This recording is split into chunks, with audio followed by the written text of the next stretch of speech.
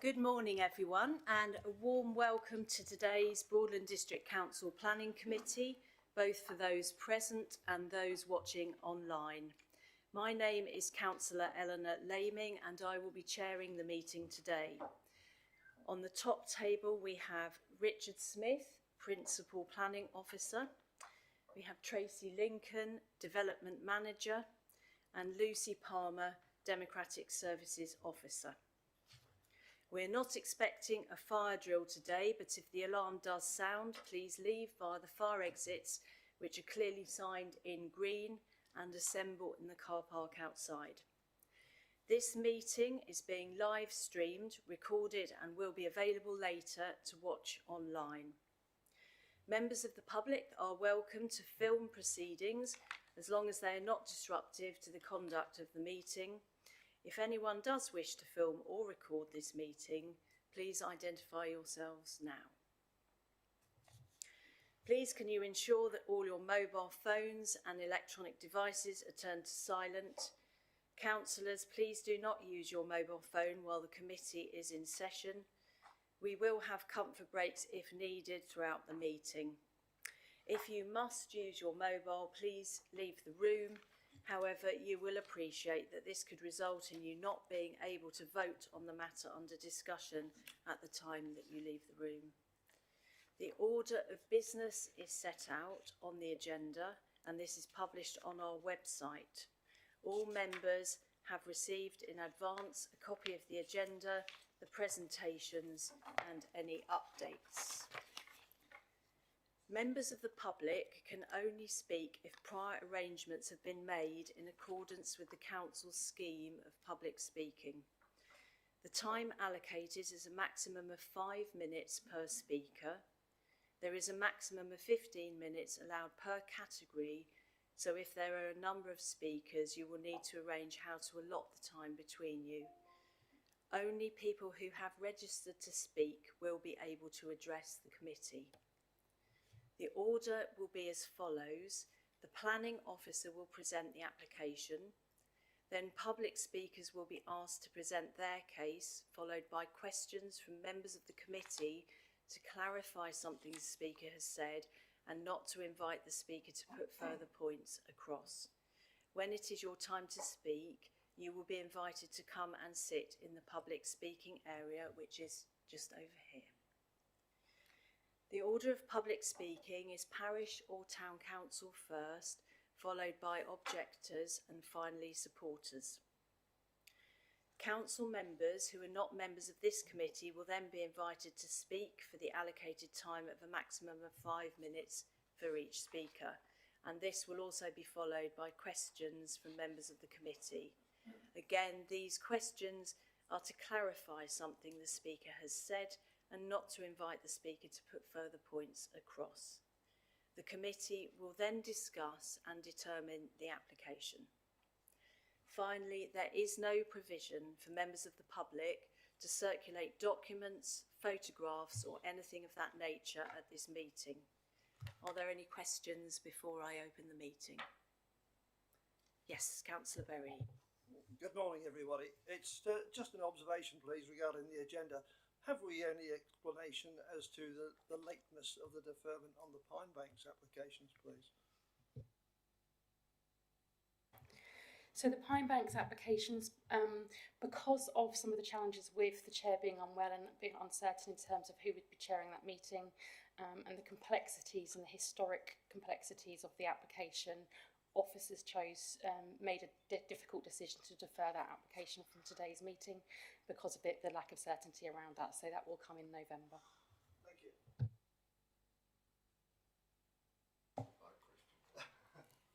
Thank you. We'll now open the meeting with the first item on the agenda. Do we have any declarations of interest from the committee?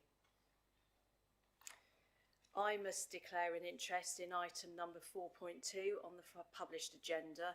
That's application number 2023-0159 for land south of Leffins Lane in Acle. I made comments on this application in 2023. I will therefore leave the meeting when this application is presented and determined and I will just come back in to speak as a local member. Any other declarations of interest at all? No? Thank you. Item number 2, do we have any apologies? Yes, Chair, we have apologies from Councillor Orber, Councillor Copplestone, and we have Councillor Brennan as her substitute, and Councillor Karimi Guvanlu. Thank you. I'm sure we'd all be willing to say that it's sorry to hear that Councillor Karimi Guvanlu is unwell, and we send our best wishes on behalf of the committee. Item number 3, to confirm the minutes from the meeting which was held on the 10th of September 2025. Do we have any comments on the accuracy of the minutes? No, are we happy to approve the minutes? Yep. Are there any matters arising from the minutes? Councillor Berry? I know we're looking ahead a little bit. We were told that regarding the Helsden applications, there would be a site visit before the next discussions on it, which I understand are going to be next week. So are we having a site visit or not, please? Yes, we do have an explanation from the officer. Thank you. So that was what my matters arising today. So thank you.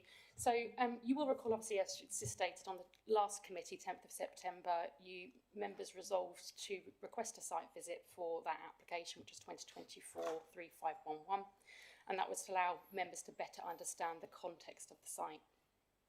We have reviewed the practicalities and the health and safety implications of taking all of the members onto that site, given the topography of the site and the fact that it is a building site.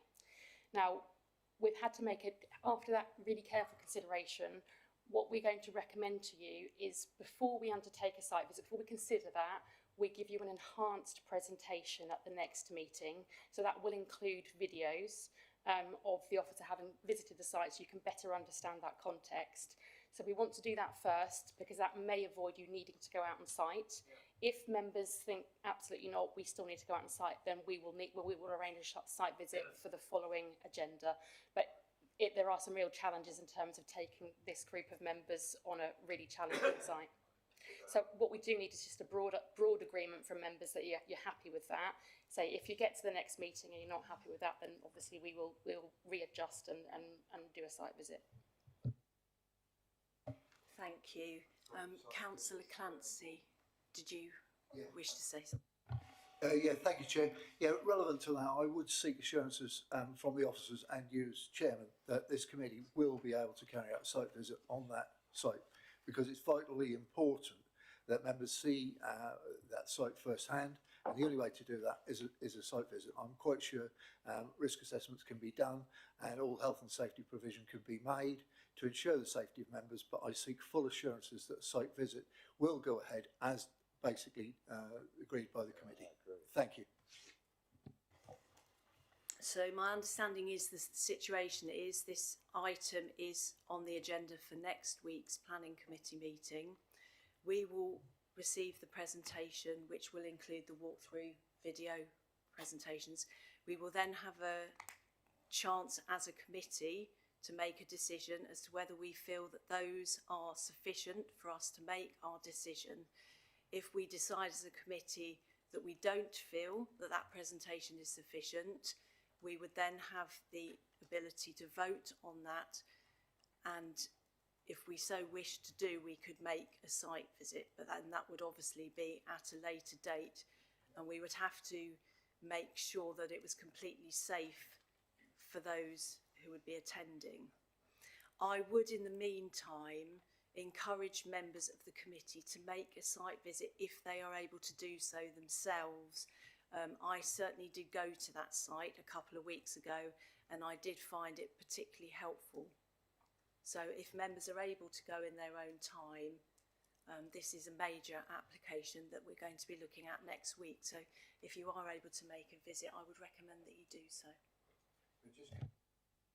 But just to seek assurances, we will be able to do a site visit. You've done a site visit, rightly so, and I entirely concur with that. And obviously you did the appropriate assessments for your own risk on that site, and there's no reason why committee members shouldn't do that. I probably ought to say that, I mean, I obviously went around the site as far as it was actually practically possible, but I am aware that there are aspects of the site that are inaccessible at the moment by members. Yeah, I think as Chair said, I think because of those practicalities, we want just to see if an enhanced video will do it for you, and absolutely you can make that decision next week. If you still disagree and still feel a site visit is necessary, then obviously that's a member's decision to make, and then obviously we will arrange that for you. Thank you. We now come to item 4 on the agenda, which is to consider the applications on the agenda. I need to say now there has been a change, as has already been mentioned, to the published agenda. Application number 4.1, which covers 4 applications relating to land at Pine Banks on Yarmouth Road in Thorpe St Andrew, has been deferred due to unforeseen circumstances, so will not be heard at this meeting. So we now come to item 4B on the agenda, at which point I will leave the room. So, committee members, I need a volunteer to chair the meeting for this item. Are there any nominations for chair? Councillor Berry? Okay, do I have a seconder for that? Lovely, thank you. Councillor Tipple.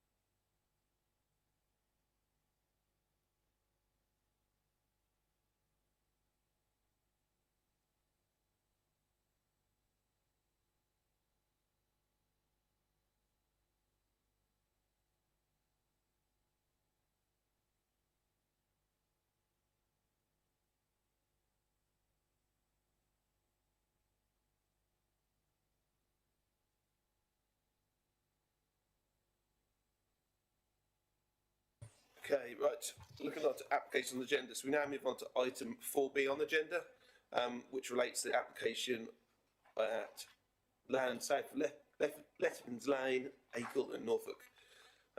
So the page number is 113. I'd like to invite the officer to present for this application now. Thank you, Chair. So just one quick update further to the update sheet that's already been published. In the update sheet, you hopefully will have noticed that the end comment about being an updated arboricultural impact assessment. We've had a further iteration of that just this morning with an accompanying hedgerow report, which was something that has been in discussion since April, but has now been formally documented and added to the case file. So we'll touch on this later, but just thought I'd update you to say that there's been a further iteration of the arboricultural impact assessment and hedgerow report received as well today. Thank you. So this application considers full planning permission for the provision of new site access, internal access roads and footpaths, a country park and 100 dwellings, class C3. There's also an outline element to it, the outline planning permission with all matters reserved except for access for a further 100 dwellings, again use class C3, an independent retirement community block of up to 90 apartments, again use class C3, and land for a community building, use class F2B, an associated car park of up to 50 car parking spaces. Associated works include car and cycle parking, local equipped play area, landscaping, sustainable urban drainage, and associated infrastructure for both the full and the outline elements. As Chair mentions, this is land south of Leffins Lane, Acle. So this is the site edged red, which principally forms 3 fields set between Leffins Lane to the north-east, Jolly's Lane to the south, and the Wherry Railway line to the northwest. A further segment of the red line features a section of the Oaks Meadow estate, as also developed and managed by the applicant. And the reason and details of this which is to do with drainage betterment, will follow later in the presentation. This is a clearer red line aerial of the site, which principally involves 21.5 hectares of arable agricultural land. This slide shows the red line in relation to the Acle area settlement. The site lies to the southwest of the existing settlement boundary, which routes up to Leffins Lane itself. It is set in between an area of Damgate to the east and a smaller linear railway sidings area of industrial, commercial and some residential estate housing to the northwest. Further northwest beyond this, and a further field parcel, is an area of housing at Bayton Road, which is thought to date from approximately the mid-20th century and the immediate post-war era. In terms of Acle, this is recognised as a key service centre in the Greater Norwich local plan. The village has a good basic offer of shops and services, including an East of England co-op, mid-sized supermarket, a small selection of other shops including a pharmacy, butchers, coffee shops, hair salon amongst others. Acle also features St Edmund's Church, a vet's, a repair garage, petrol station, hotel. There are some public houses and some takeaways also. Acle has both a primary and secondary school. It also has a medical centre, a library and a sports ground.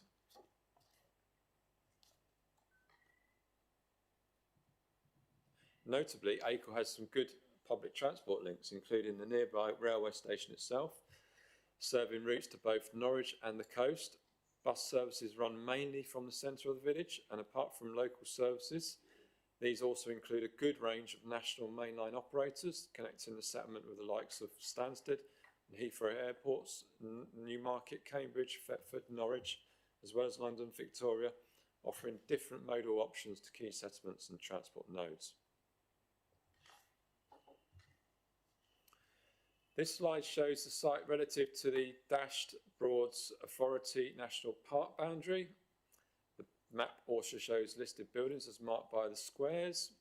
The diagonal cross-hatching shows some nature conservation designations in the wider area to the east, in the form of Broadland Special Protection Area, the Broad Special Area of Conservation, Broadland Ramsar, and some SSI site designations such as Decoy Car and Halvergate Marshes.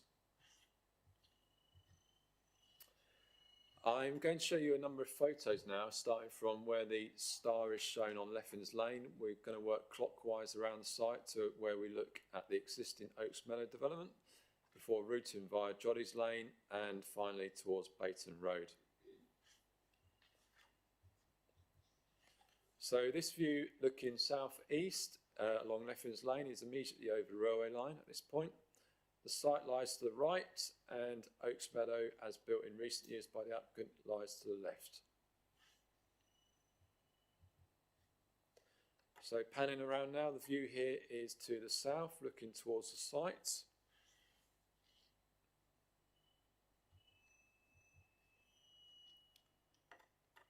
And further down Leffins Lane, the Oaks Meadow estate becomes clearer in view. Leffins Lane is a 60-mile-an-hour unrestricted speed limit road.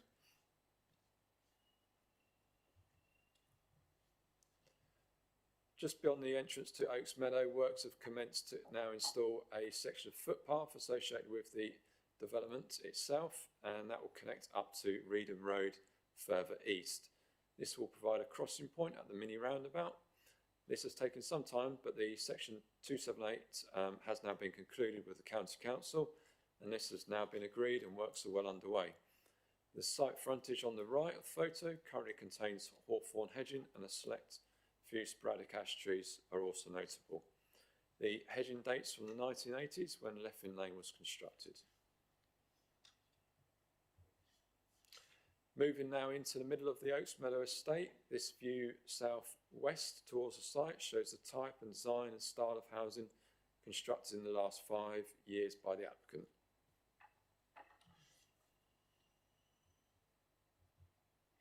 Further into Oaks Meadow development, nearer to the railway line itself, which is just beyond the photo to the right. This view looks southwest and shows an area of open space with the path that routes and links up to both Reedham Road for pedestrians walking into Acle, or you can alternatively access the railway station beyond the trees in the photo.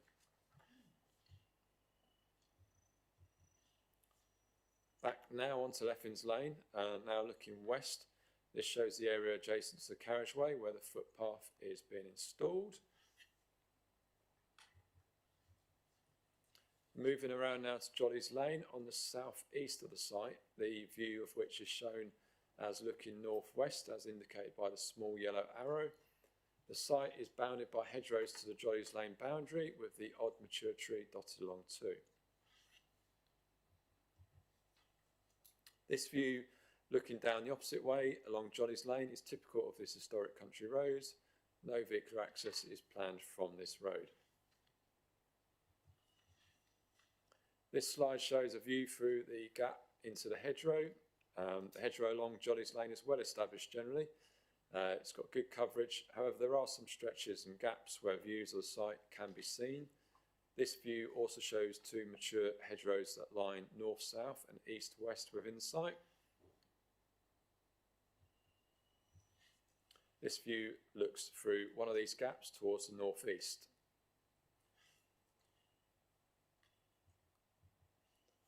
Another view here towards the northeast, which better shows the extent of the gap within the boundary hedgerow at this point, and the view of the site using the recent 2024 Google Maps Street View image. Further at the far end of the site now, this view towards the northeast shows a site with good tree coverage on the railway line side to the left, and more tree coverage within the far sections of the hedgerow on the Jolly's Lane side to the right. Moving over the railway line now and further around and beyond the immediate site boundary, this image is from Bayton Road, looking to the northeast. Further along Bayton Road, this Google Maps Street View image shows the gently rising land with the site beyond the horizon straight railway line, which routes through the fields within a cutting. From a similar point in February this year, this view is taken through roadside planting that has been undertaken in recent years. Alongside the near roadside planting, the site would be set beyond the existing tree coverage that can be seen in the horizon as adjacent to the railway line. So moving to the proposals now and the plans, this slide shows the hybrid application plan layout with the full elements, the full application consisting particularly of the 100 dwellings to the east side and also of the north-south hedgerow, central hedgerow, and the formation of the country park more towards the western side of the site and the southern boundary. The outline part of the application shows the grey parcels of land within the future phases of the estate development. This part of the development would incorporate a further 100 dwellings. It would be expected to follow key principles set out in the full element, such as the main spine road containing a continuation of boulevard-lined street trees, for example. The full and the outline parts of the development would take access from two points on Leffins Lane, which would help to distribute traffic evenly across the two junctions. The outline part would also contain a 90-bed space independent living block set to the area shaded pink. Adjacent to this is a smaller parcel of land for a smaller community building and car park. As outlined in more detail within the report pack, the council cannot currently demonstrate a 5-year land housing supply, and therefore it is accepted that the key policies like the Broadland Development Plan DPD's policy GC2 is technically out of date, and the tilted balance must be applied under paragraph 11D of the National Planning Policy Framework. Importantly here, the proposals are not considered to provide a strong reason for refusal. Indeed, to the contrary, the proposals as a Winfield site are considered to have significant merits in their own right that would be touched upon during this presentation, and these provide a solid basis for supporting this sustainable development extension close to existing Acle settlement.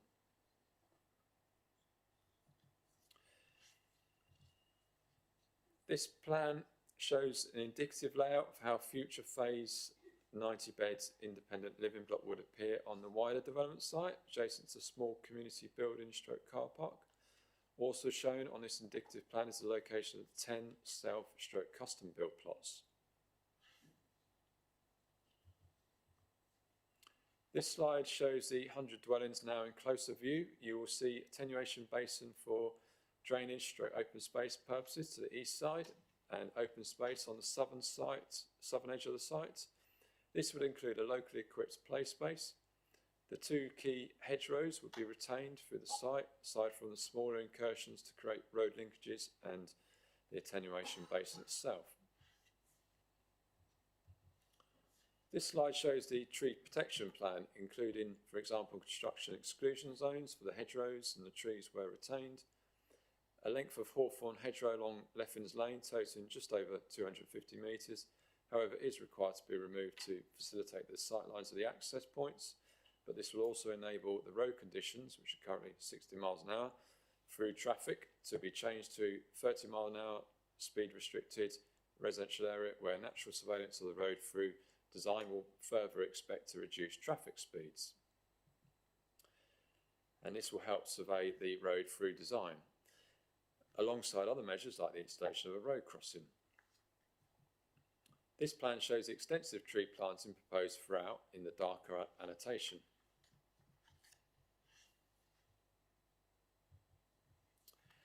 This now is the landscape plan, which shows a development of a substantive amount of tree planting, a country park and green buffer corridor to the Jollies Lane side, which will further strengthen green corridors along that route. Hedgerow infilling will cover the gaps within the Jollies Lane boundary. This will amount to approximately 185 metres. In terms of the hedgerow removal on Leffins Lane, 4 ash trees will also be removed here. This is shown by the dashed red curve running along the side of the road edge. The hedgerow at Leffins Lane is not present in aerial mapping from the mid-20th century. This is looking back at some RAF mapping from that point. In terms of county mapping of 1988, the road construction of Leffins Lane is now beginning to show, as is the construction of the A47 dual carriageway through the southern edge of Acle. However, the adjacent hedgerow is not established at this point on Leffins Lane. The applicant's arboricultural consultant has considered the removal of against the hedgerow regulations and notes the hedge comprises mainly of hawthorn, some dog rose included, for example, these do not include multiple woody species. The ecology report has not found any particular features of importance relative to the regulations guidance. The consultant also considers that based on the findings of an historic environment desk-based assessment as well as county council historic mapping, as shown herewith, the hedgerows do not appear to mark the boundary of an historic parish or a pre-1600 estate or manor. The hedgerow is not considered therefore to be important within the context of the hedgerow regulations. The applicant has confirmed that the length of the hedgerows affected, principally on Leffins Lane, but also some smaller sections on the 2 central hedgerows, will be compensated with at least the same in replanting. Aside from the gapping along Jollies Lane, an area behind the independent living block has been targeted as to potentially provide a further 200 metres of new hedging to better enclose the site from the railway line, and this would provide further green linked corridors with tree coverage further to the southwest. This has also been considered as part of the overall consideration of the landscape visual assessment in views from Bayton Road.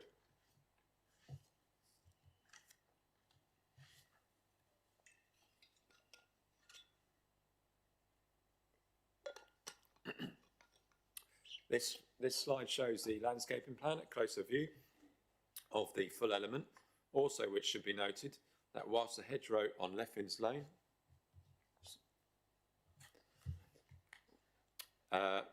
which should be noted, whilst the hedgerow on Leffins Lane would be removed, some notable tree planting will take place behind the visibility sightlines to develop a green boundary amongst the new frontage of the development on Leffins Lane.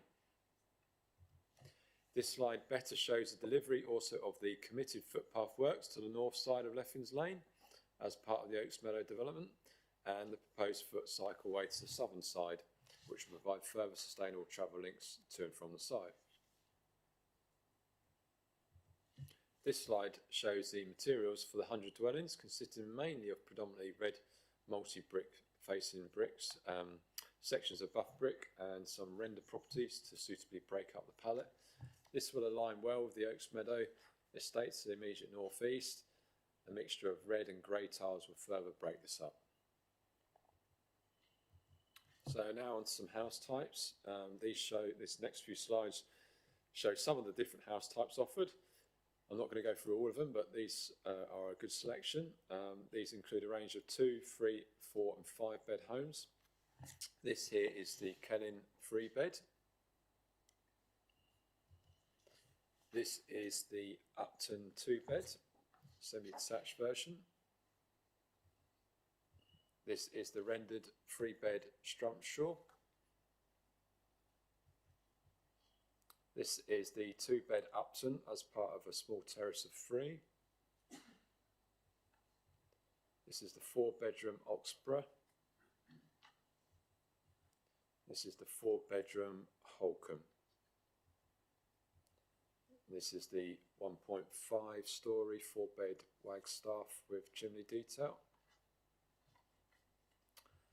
The next 4 slides show some selected CGI images of the development. This is taken across the attenuation basin at this point, stroke the open space towards the eastern part of the full application site.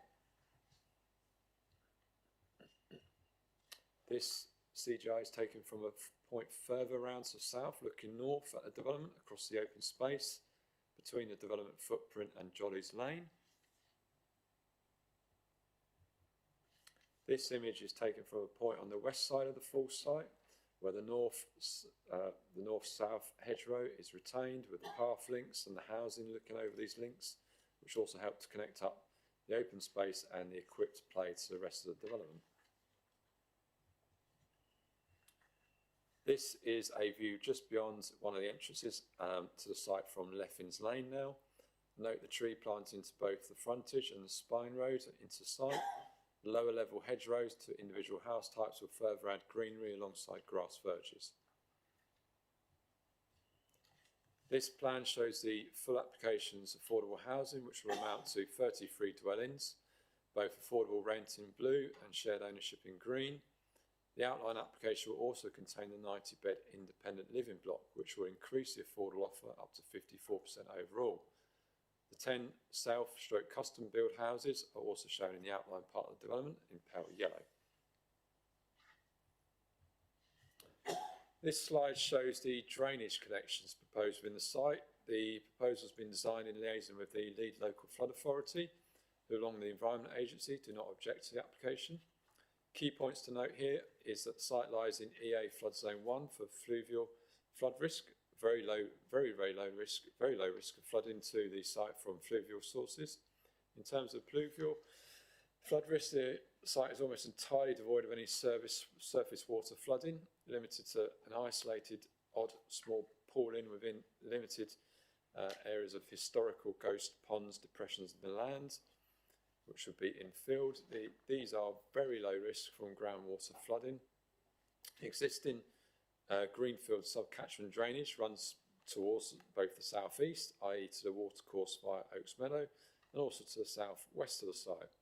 The drainage has been designed principally to store and contain surface water runoff on site, and with the inclusion of underground storage tanks and attenuation basin.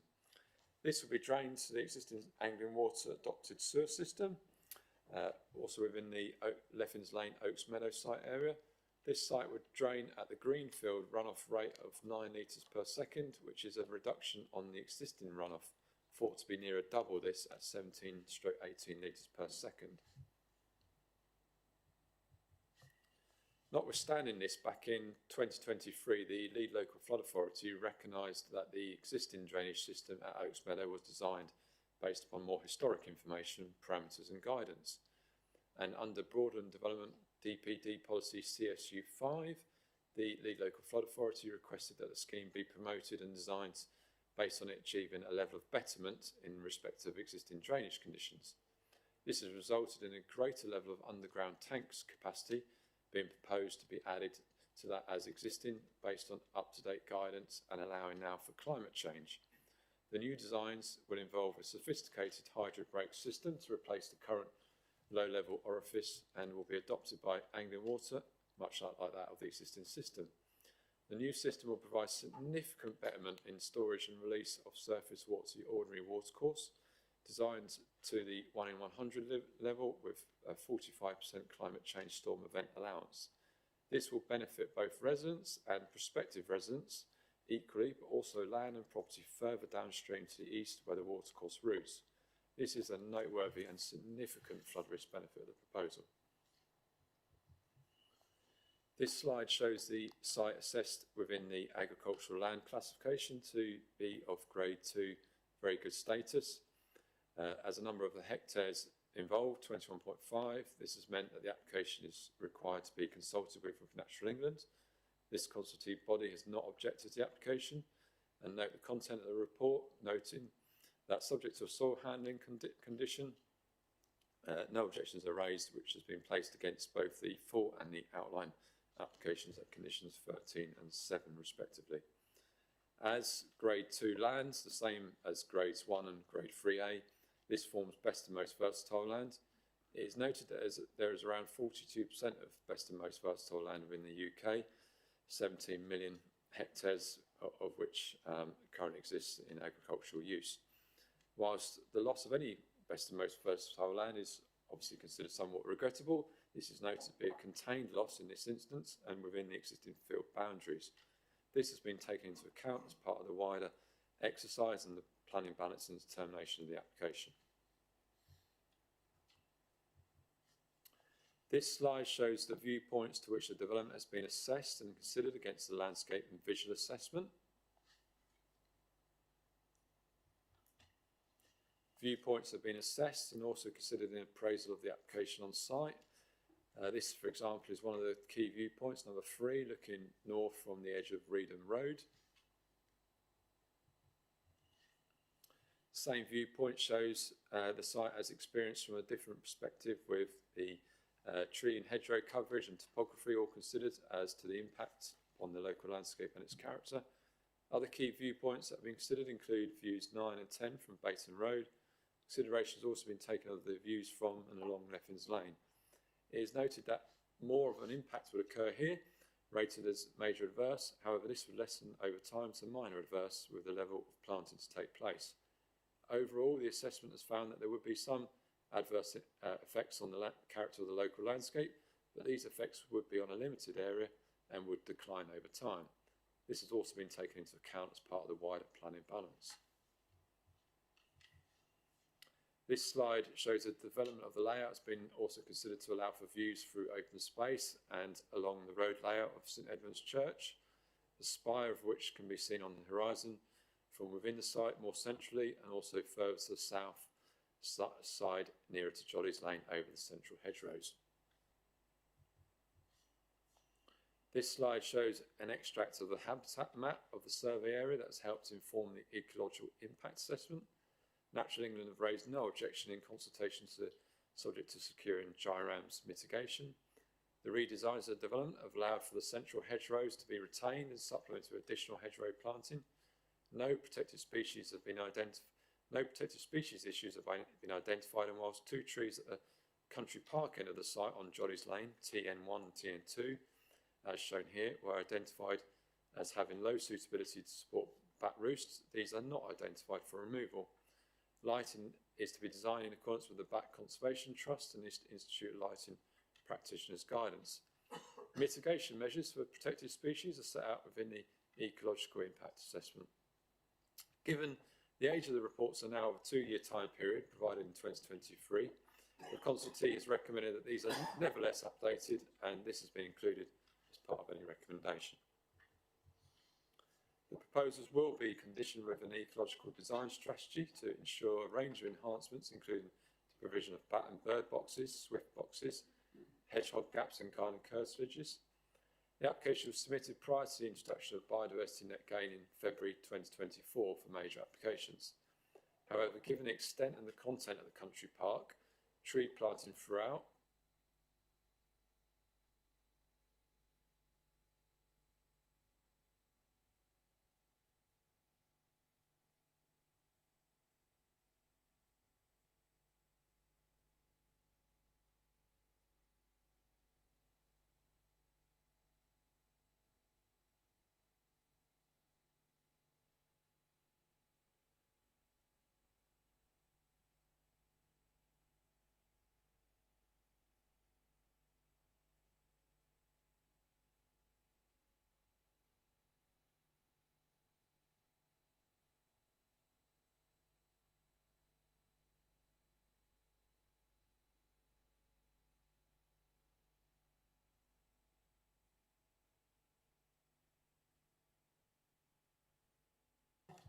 there you go. Sorry about that. Hopefully you can hear me.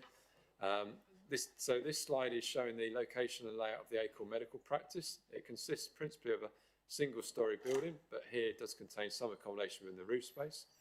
There is a modest modular extension to the rear, which is less than 10 years old. And the GNLP policy 4 at Appendix 1 highlights that Acorn is recognised to require the extension of a new healthcare facility, or an extension has to be provided.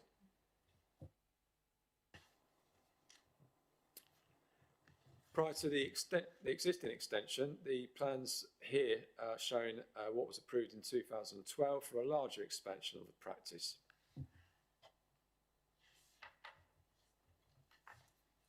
However, the 2012 approved extension was ultimately not delivered, and a more simplified, smaller modular unit was placed following a further application in 2017, as shown in this slide. So now looking to the west, the small modular extension can be seen in the right of the main building. In consultation with the NHS Strategic Estates team, the consultee advises to manage the net gaining population of the development. This would equate to a figure of around about just over £200,000 based on the expected additional 18.3 metres squared required. It is considered that the site has the potential to support this expansion of this size to accommodate further extension through adaptation work. This has been discussed with the practice, and indeed further expansion is their intention for the future, and this has been subject to funding and financing constraints to date. It is hoped that this contribution, as agreed by the applicant, as secured within the Section 106, will allow for the realisation that the surgery can be adapted, extended and modernised. This plan shows a phasing of the development, including the first 100 dwellings. This will ensure that the site is developed sensitively through construction management and not intensively rapidly, to ensure construction activity is respectful to both residents and the environment and ecology interests. This would be subject of conditions.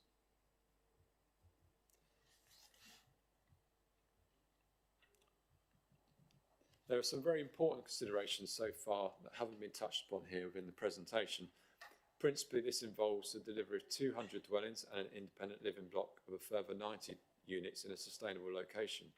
This is a significant and positive, important consideration in support of the application, where the council cannot currently demonstrate a 5-year housing land supply, as further considered within Appendix 1 of the report pack. This is within the context of the NPPF 2024, which the government requires the timely delivery of sustainable residential development.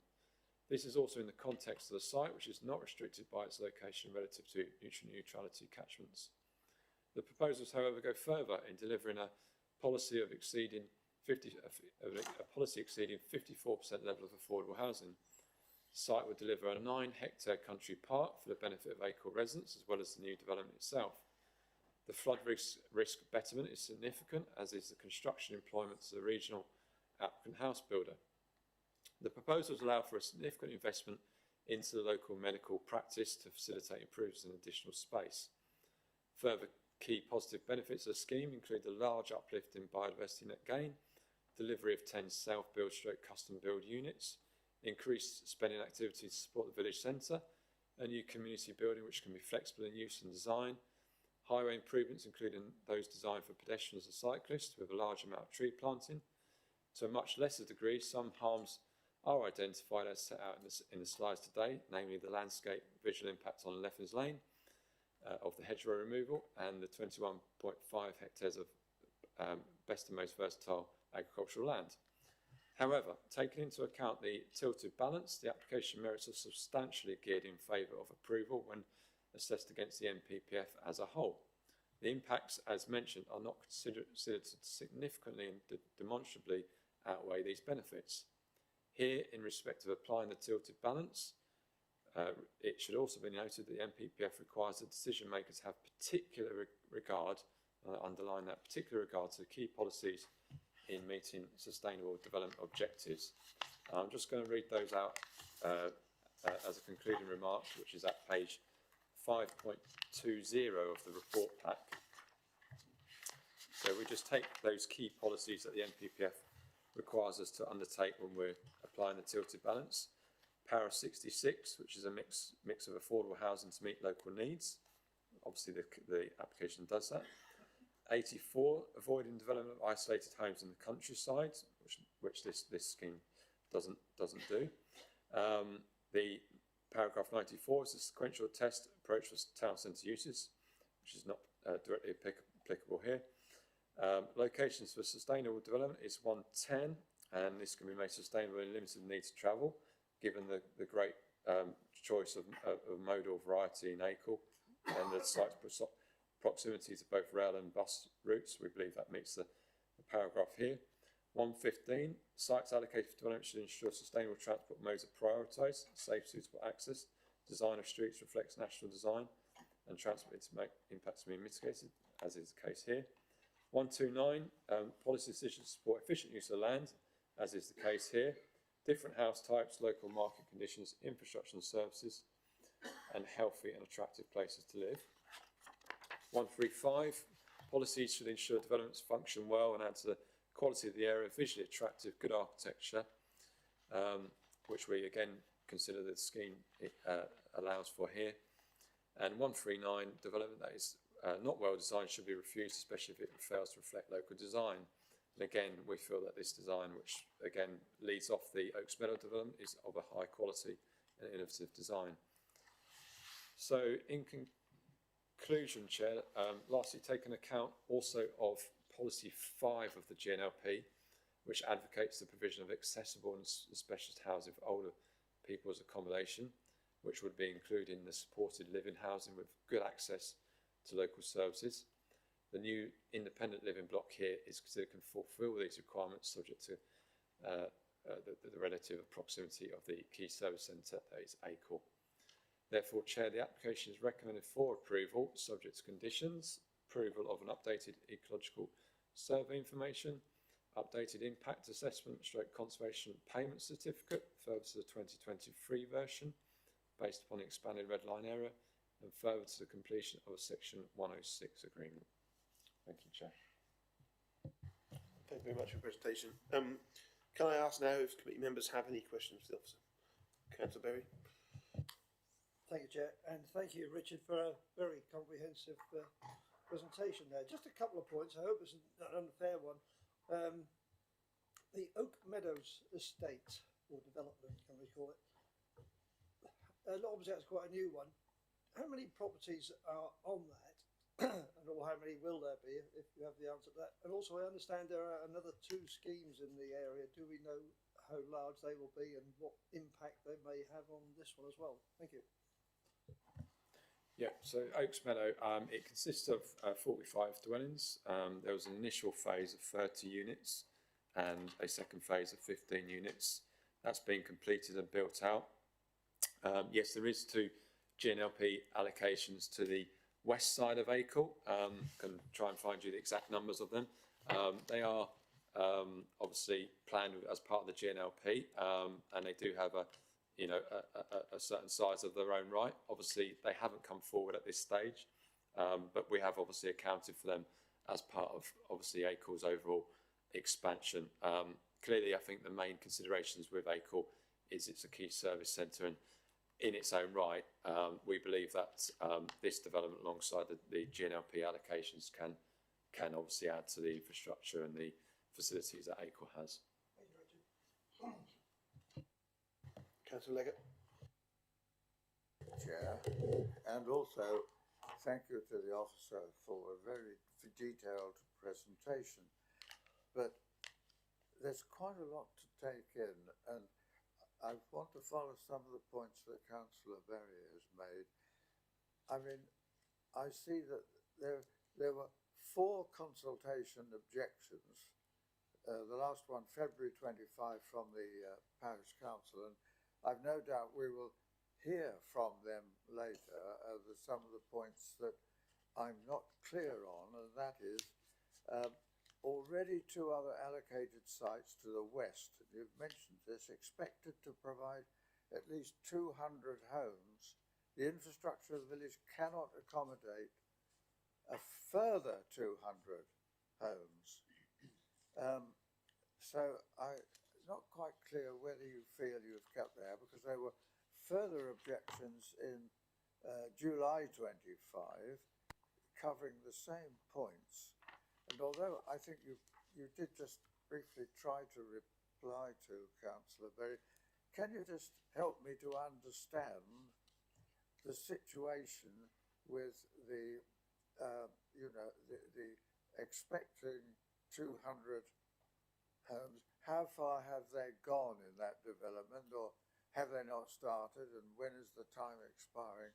So I can try and link in the overall, because you made a great point about, where is it, the economic situation, and of course that's important, but as we shall hear from the parish council speakers, as to whether they feel that they are understanding and how to cover that. So if I haven't confused you completely, I'd be very grateful if you would try and help me to get a clarification of the points I made. Thank you, Chair. Yeah, so no, you're right. There has been ongoing dialogue with Parish Council. Obviously, they will be able to better to speak on their own behalf than I would. Obviously, I've summarised their objections here. Yeah, principally, some of the concerns have been around infrastructure of ACL.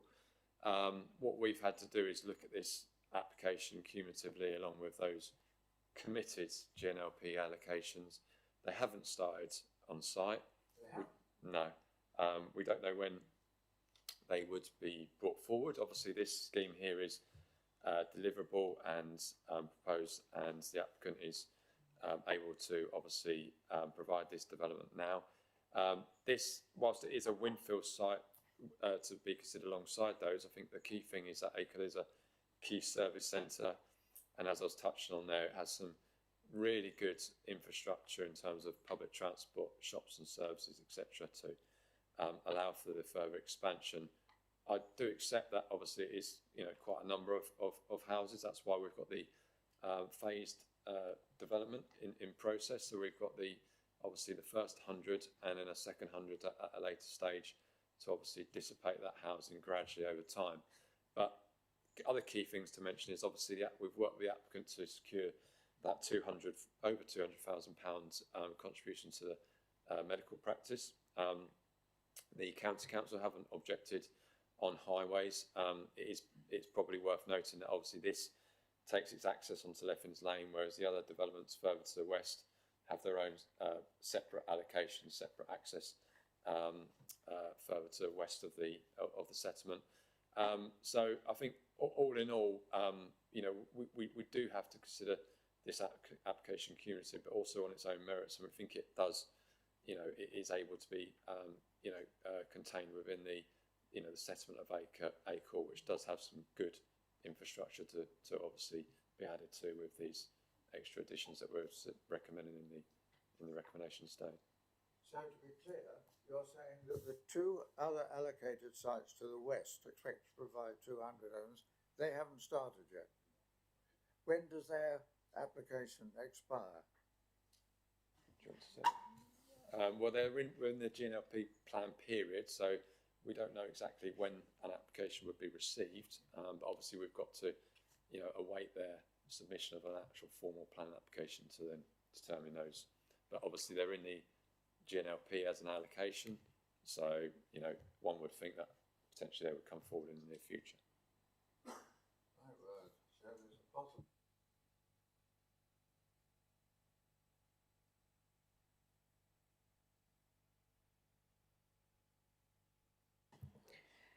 Okay, if I can just add to that. So in assessing the schemes, what we will do and what has happened is we will assess the scheme in combination with extant or expected applications, and that includes allocated sites. So when the various assessments have been submitted, particularly around highways impacts, for example, that will look at cumulatively with developments that have happened or that have permission or that are planned, to make sure all of those can coexist comfortably in terms of the infrastructure that support it. So that has happened, and what we're saying is this development in itself is considered to be acceptable, how it assesses its own infrastructure requirements with ACLE, but equally, when you take all of those other developments and the proposed allocations into account, it's also going to work with those. So I think we have tested all those various scenarios for the relevant pieces of infrastructure necessary, which is why you see things around the medical provision. That doesn't mean that those other developments won't also need to assess their impact, but obviously, so there are some impacts that are relative to this development and some that will clearly be cumulative, and each will need to make sure that they address those as they come forward. So it's not, yes, those other sites are allocated, so there is the acceptance that the principle of those will come forward. It's really just the nature of how they come forward, which we'll consider when they come through. But what we're saying is, in the round, actually the sustainability of ACLE with the level of services and facilities and the additional infrastructure that this is proposing that supports that growth of ACLE actually is complementary to what you've already got allocated within your plan.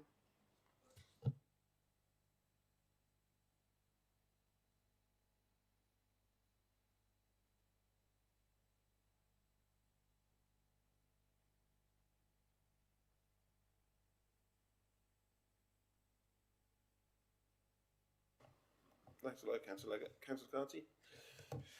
Thank you, Jim. Could you tell us a little bit more? I have reservations which basically follows on from the other two speakers. Reservations specifically on health and medical care. I see as a developer contribution coming forward of approximately 200,000. Well, in the provision of buildings and facilities on medical care, 200,000 doesn't buy too much. And I also understood from your presentation that, you know, they would be effectively bidding for more resources and money. On that basis, can you provide any more information on the current health and medical care facilities in ACLE? Are they at capacity? Are they working well? Is there further capacity, etc., etc.? Because based on what we've heard, I recognise that ACLE obviously is a key service centre, and I recognise the other facilities in ACLE. It would be interesting to know a little bit more about specifically health and medical care for existing local residents. Is it working as it should be? Is it not working as it should be? Also, education provision at all levels, first, middle and high, etc., etc. The concern I have, and I flag, that with this development, which does look well planned, it does look well, the layout looks good, and there's a lot of work gone into it. But with the potential of other developments coming on stream, the bottom line is, can ACLE cope with that growth? And I think that's the big question on all of this. The concern I have that whilst there may be very nice and generous promises coming from NHS, Integrated Care Board, etc., that will they materialise is the question. And new development of this scale and the potential for additional new development of this scale shouldn't disadvantage the existing local community. Any other information you can provide on that would be welcome. Thank you. Yeah, so in terms of the medical practice, obviously, as I highlighted, it's noted that in the GNLP that it either requires a new facility or an extension. Obviously, the applicant has committed to providing the NHS consultee's request for the calculation of that space that would be required. So the 200,000, 316 would be just purely to provide the accommodation of 18.3 square metres that would, you know, be the impact of this development. So at the moment, the practice is at capacity. So obviously that's why I was highlighting that there has been a previous scheme for a larger extension, which in theory, there's no reason why these modular units at the rear couldn't be dismantled, and this larger extension, through partly the provision of this money, could be facilitated. I've spoken to the medical practice directly, and it is part of their business plan that they want to extend.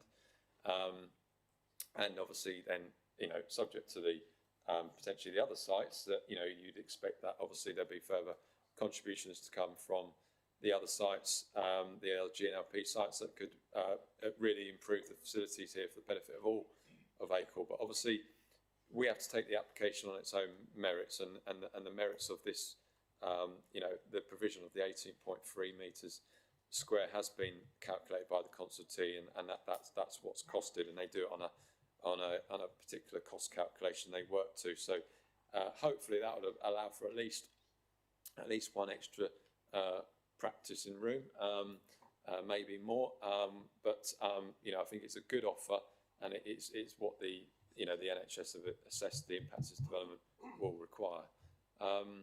In terms of education, obviously, the county council have highlighted that the primary school and the secondary school exists. There is some capacity, I understand, at the secondary school. Obviously, in primary school, not so much. But obviously, that's where the fact that here, like any development, we will get a full range of SIL contributions, and I think it's particularly apparent here that because the parish council haven't adopted a neighbourhood plan, 25% of the SIL contributions can be spent as considered by the local community, and if that was to go into the local school, then that might be a great way of spending it. Obviously,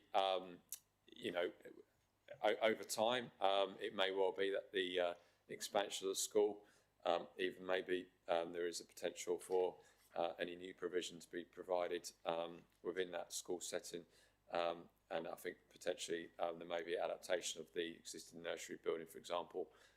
We may well be able to look at how we can further provide better facilities on that site. But in terms of the actual contribution, we've followed what the county council and the strategic estates team have advised, and obviously we would secure the SIL payments as part of development, which for the size of the scheme is quite a substantial amount. I haven't got the exact figure, but it would be quite a substantial amount in SIL payments.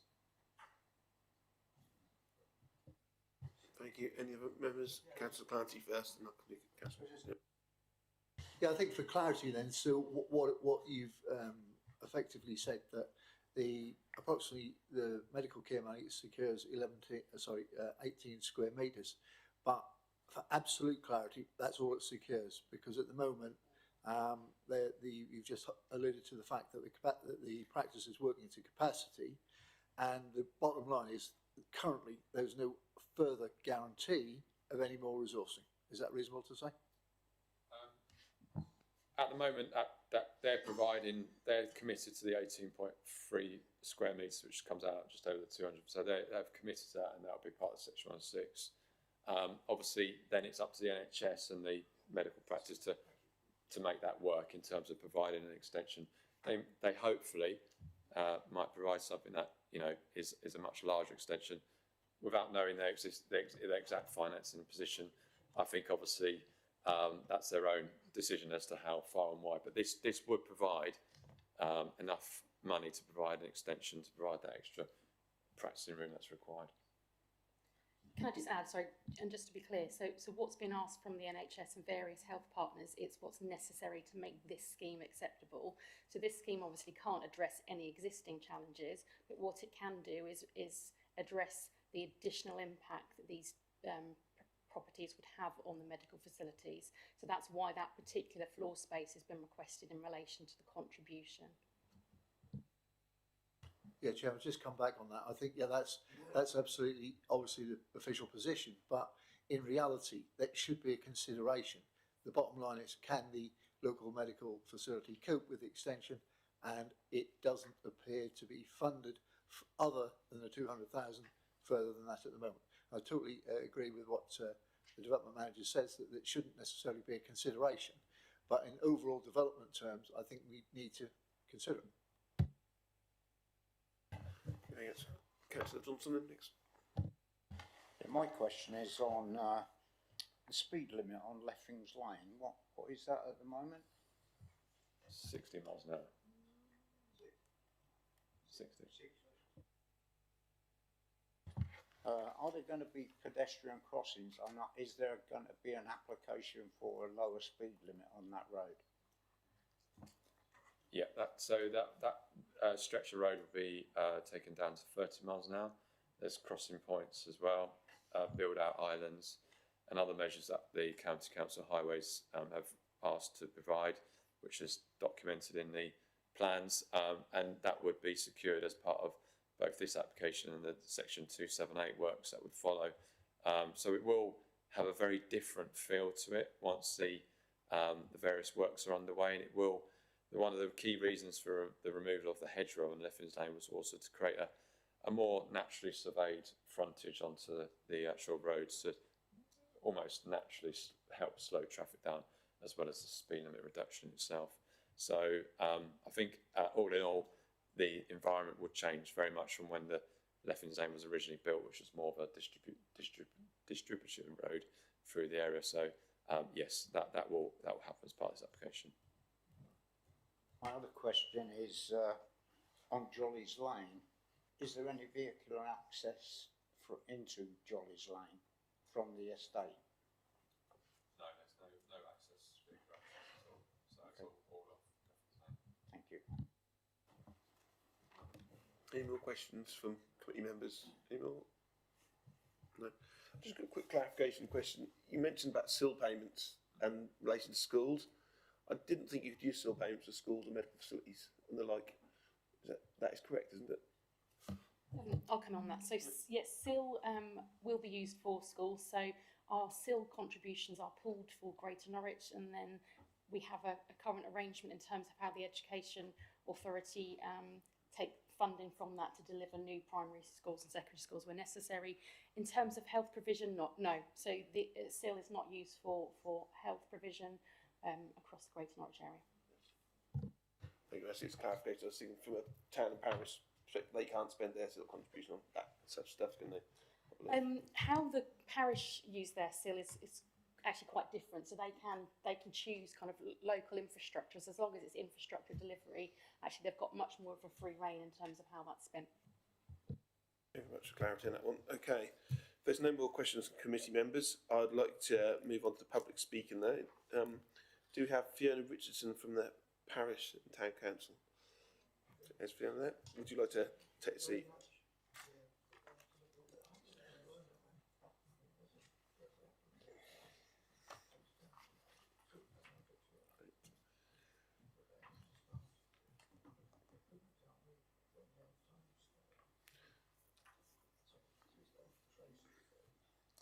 Great, thank you very much. So you have 5 minutes to speak, and we'll give you notice when there's 1 minute left. I think the colours on this will change when you get close. Away you go, thank you. Can you hear me? Yep. Good morning. Acle Parish Council objects to this planning application.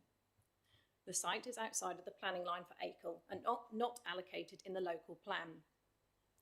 This application proposes 290 dwellings, and when the 340 homes already allocated in the GNLP are eventually built, the combined total will place an unsustainable burden on local infrastructure. Traffic travelling north and east would be forced through the already congested main street, as there are no eastbound access onto the A47. This will increase air pollution and reduce residents' quality of life. The NHS report confirms that neither Acle Medical Centre nor the local ambulance service can cope with the estimated 379 extra residents. Villagers already struggle to get GP appointments, and this would worsen the situation. Also to add, the dentists, I believe, aren't taking on patients as well, NHS, including children. We asked early on for a local lettings policy for affordable housing. Residents tell us they cannot find homes near family and facilities in Acle, so a proportion of these homes should be prioritised for local people. We strongly object to the use of shared services on the 3 spur roads. Experience in another Acle development has shown these are unsafe for pedestrians, prams and wheelchair users, as there are no pavements and cars park in the street. No street lighting is proposed either. Our forthcoming neighbourhood plan makes clear that shared spaces will not be supported. The play area on the southern boundary is accessed only via unsafe shared surfaces and has no parking. Residents will inevitably drive there, creating additional safety and access concerns. We welcome the increase in visitor parking from 12 to 20 spaces, but many are poorly located. Some serve only one house, others are closer to front doors than residents' own parking, which may encourage misuse. 5 spur roads and much of the main access road have no visitor parking, pushing cars onto verges, lawns and pavements. More well-distributed parking is needed. We welcome the proposed country park, but note that parking provision for it has not been detailed. Residents will drive there, so adequate car parking must be included now as part of this application.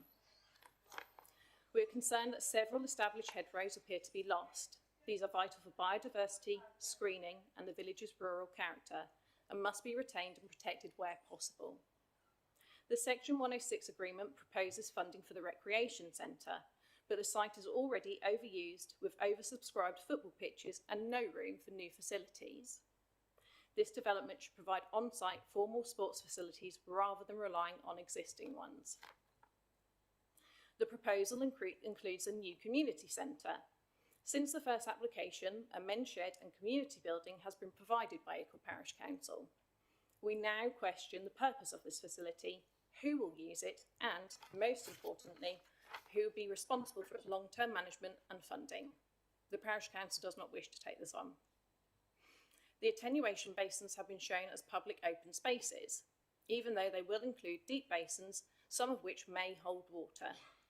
There is no detail as to whether these basins will be fenced, which raises safety concerns. Finally, we support the principle of independent living apartments, but this is the wrong location. The main pedestrian route into the village is extremely narrow with high, dangerous curbs and passes through a slippery underpass. The only alternative route is much longer and unrealistic. It is therefore unsuitable for residents with mobility issues. For all these reasons, Acle Parish Council strongly objects. It is outside the development boundary, places an unsustainable strain on services, and raises serious concerns over safety, accessibility, and quality of life. If the committee is minded to approve the application, we request conditions: benches and bins with collection contracts before occupation, a parish notice board, hedgerow protection, and careful management of any new community building. Above all, safe pavements, lighting, sufficient parking and play areas must be guaranteed. Acle is a growing village, but growth must be managed, sustainable and beneficial to the community. This proposal, as it stands, does not meet those tests. We therefore urge you to refuse the application. Thank you. Thank you very much for your time. Now, I'd like to ask committee members if they have any questions for the speaker at all. Councillor Berry. Green. Oh. Thank you. That's a very detailed and interesting presentation. Just a quick one regarding Acle. I used to work around there a lot, but it's changed a lot from my observations in the last few years. Shop provision. You've still got that one large East of England co-op, haven't you, in the high street? That's about it, isn't it? Got the co-op. We've now got a Marks and Spencer's garage, but that's very limited and obviously quite more expensive. But yeah, we used to have the co-op, the other co-op further down the village. That's now gone. So we've got the remaining larger, what was the Budgeons supermarket, which is quite pricey. My concern would be the fact that there'd be, if that's the case, there's not much retail shopping provision in Acle. It's going to increase the demand for vehicular movements and transport and deliveries to home and things like that. Thank you. Any other questions from members on points raised by the presentation? Sorry, this will, with the indulgence of the chairman, just require a little bit more than a yes/no answer, because I just want to talk about the community centre. You said that there's provision for a community centre in this development, but Acle have just recently developed a new community centre, So you're saying, just, I suppose it can be a yes, no answer. The proposed community centre basically attached to this development or within this development, are you saying that A, that there's a management issue on who would manage it, and B, is there a requirement? Oh, hang on, can you hear me? When the original application was put through many moons ago, obviously there wasn't the community centre, there wasn't the men's shed, but since then we have built those provisions. There is a question around the management that, where's that going to go? Is it going to be gifted to the parish council? Because do we actually want that? That's a huge responsibility, and we already have a number of assets already. And obviously we have built a community centre since the original application. That's the issue. Thank you very much. Any other questions? No. Well, thank you very much for your time with it, and yeah, I'd like to take your seat back. Thank you. Okay. Good objectives. No. So we don't have any objectors to speak, so we'll move on to supporters now. So can we have Graham Robinson Hodges, the agent, and Terry Harper as well, please?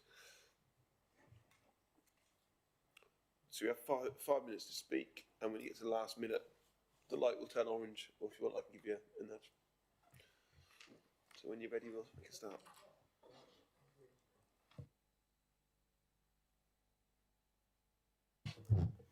Hello, I'm Terry Harper.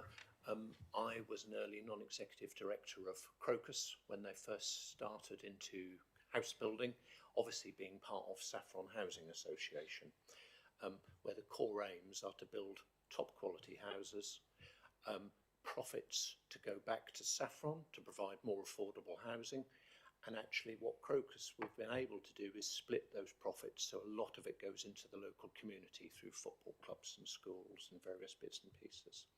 I'm a development chartered surveyor, so whilst Graham will do the presentation, we're both very happy to ask any questions, and I do invite any questions technically which, with great respect to the officers or even the parish council, we'll probably have most of the answers, and the community land will be one of those. Thank you, Terry. Thank you for the opportunity to speak before the committee. I'm planning consultant appointed by the applicant, Crocus Homes. Crocus Homes are a local house builder with an ethically minded and community-based approach, with a track record of delivering high-quality developments locally, such as Burr Gardens in Colchall and in Acle at Oaks Meadow and Springfield Gardens itself. We would like to thank officers for their helpful guidance in shaping the scheme over the course of the planning application process and for their comprehensive reports. The applicant has taken into account all feedback received from consultees, including the parish council and local residents, in the evolution of the proposals, which has led to much change and improvement. We note officers have identified the proposals were positively aligned with the MPPF, and in particular key paragraphs which seek to ensure development makes provision for sustainable transport, efficient use of land, a good mix of affordable housing and well-designed places. The proposals would assist in delivering a good mix of housing, which will assist in council in meeting its acknowledged shortfall in supply. The proposals would deliver a high-quality development on the edge of Acle that is sensitively designed to thoughtfully extend the village here.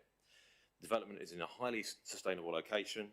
Services in the vicinity include the nearby railway station, just a few minutes walk, which runs services from Norwich to Great Yarmouth at least hourly, plus 15-minute regular bus services from Norwich to Great Yarmouth.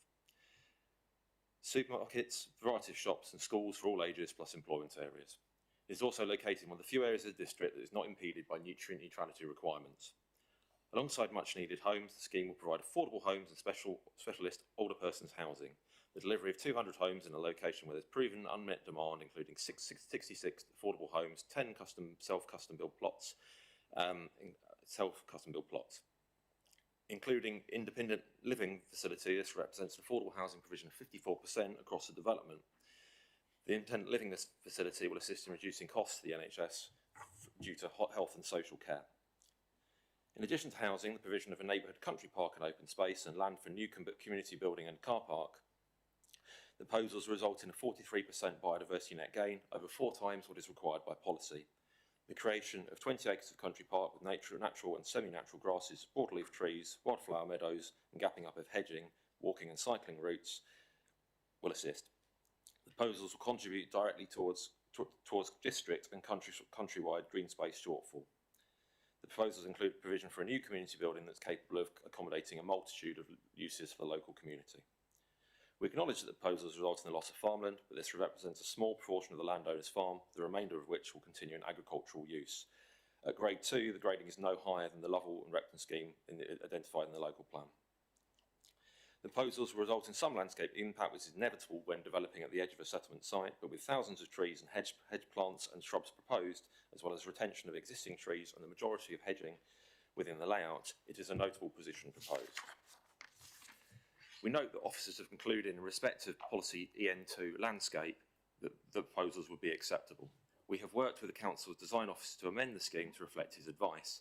This has included the creation of attractive tree-lined streets to Leffins Lane, with reduced speed limit to change a road into a street. Dwellings will overlook open space, with hedgerows retaining where possible. The proposals will create highly energy efficient, sustainable dwellings with low energy and water use, affordable to run for all. Furthermore, the proposals include a substantial package of highways improvements to benefit the area, with new crossings and footpath links to Norwich Road and Reedham Road. The proposals include a significant 7-figure sum towards community infrastructure levy, of which the parish will receive 25%, having a neighbourhood plan.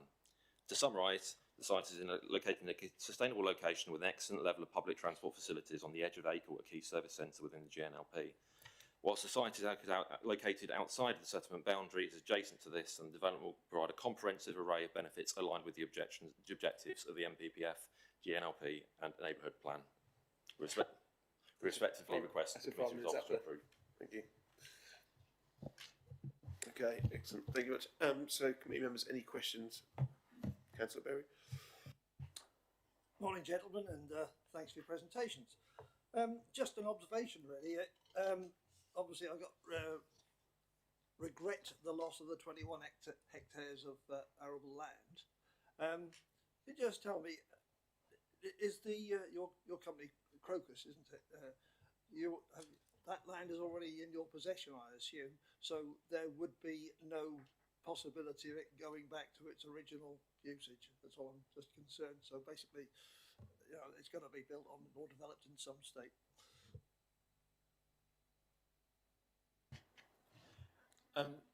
Yes, there's a legal agreement in place to secure the land. The family who own the land, the rights, have been in Acle for generations, and they will continue to. This field doesn't particularly drain very well, hence the comprehensive surface water designs for the housing. And the money it will, let's be frank, the money it will generate will help them reinvest in the farm. I suppose we're also lucky with the rights being there, that whilst previously other people had mooted 350 houses, us working with the rights have brought that down to 200, so we can provide a country park and the money for the local people. The rights very much want to see some good done in their home village. They've been there a long while. Very much. Any other questions from any other members for the speaker? No? Okay. Thank you very much for your time. And if you'd like to take your seats back, thank you very much.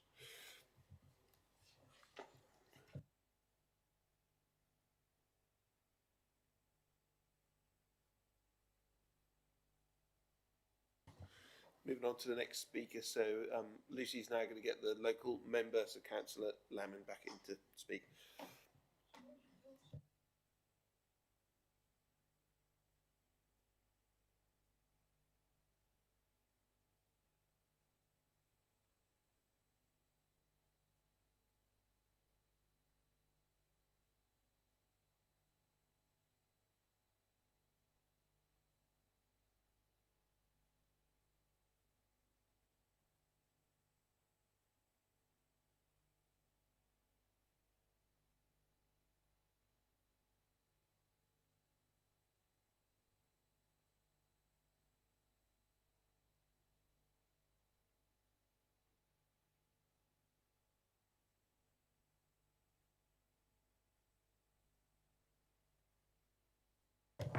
Just to ask a question for clarification. Wait, Councillor, yes, question.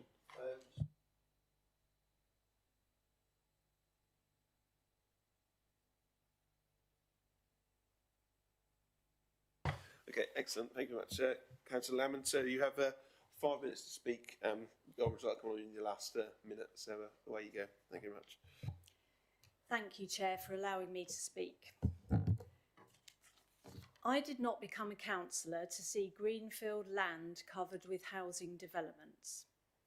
Despite this, I can accept the allocations in the Greater Norwich Local Plan, which was agreed and adopted in 2024 by all councils from the Greater Norwich area. This allocation, however, is not in the Greater Norwich Local Plan. It is, in my view, therefore, an opportunistic application for development in a situation where Broadland at present cannot provide a 5-year housing land supply for a number of reasons, and in an area which is not subject to nutrient neutrality constraints. In this case, the tilted balance is therefore engaged, and planning policy dictates that the harms must be shown to outweigh the benefits. I cannot support this application for the following reasons. This site was turned down as a potential site for the GNLP because of lack of access to services, not being in keeping with the character of the town, and potential for surface water flood risk north of the site. Acle also has limited local employment and limited connections to strategic employment options. So this development would clearly be primarily car dependent. I support the concerns of the Parish Council, the District Councillor for Acle and residents about traffic increase, lack of infrastructure and services, and I submitted comments online during the consultation. There will be a call for sites coming in the new year for a new Greater Norwich Local Plan. I would have preferred to see this site being considered during that process in the full context of other potential sites being put forward in the district. Despite the comments from the LLFA, I have serious concerns about flood risk. It is a site potentially at risk of causing surface water flooding, as shown by the requirement in the plans to put in attenuation basins and drainage storage tanks below ground. The adjacent area around Bayton Road is prone to flooding. This is noted in a County Council flood investigation report dated September 2018, and an online search reveals a number of historical flooding incidents on Bayton Road which adversely affected local housing. Only this year there was serious flooding there which had to be addressed, and works were undertaken in March. The highway notice for this work stated, once complete, the road will be able to better disperse surface water and will be less prone to flooding. I would therefore need to know beyond doubt that the runoff due to hard surfacing on this development would not contribute to surface water flooding in the Bayton Road area, and also to flooding north of the site on the railway line and the A47, which would cause disruption to key transport routes during heavy rainfall events. I also believe this site to be at long-term risk of coastal and fluvial flooding in line with climate change predictions. The government flood risk maps for 2036 to 2069 show high risk of flooding to the east of Acle coming right up to the settlement edge. We are doing very little globally to mitigate against sea level rise and the ensuing stormy weather, and this housing could be expected to house people for 50 years or more. Finally, there will be harm to the landscape as noted by the landscape architect's comments, and it will be on high grade 2 agricultural land, thus removing it from potential food production. So for these reasons, I object to this application. I consider the harms to outweigh the benefits. Thank you. Thank you very much, Councillor Lamon. Questions from any members for the speaker? Councillor Berry on. Thank you, Councillor Laming. Interesting to hear that you of the opinion that there'll be a new GNLP agreement in the hopefully in the not too distant future, where maybe this scheme, alongside others proposed for the same location or in the area, would be considered. I mean, have you heard that this is definitely going to happen, and when? Because in which case it might be an opportunity perhaps to defer the decision on this until a new GNLP agreement comes out. Councillor Berry, I'll pass on to the officer for that.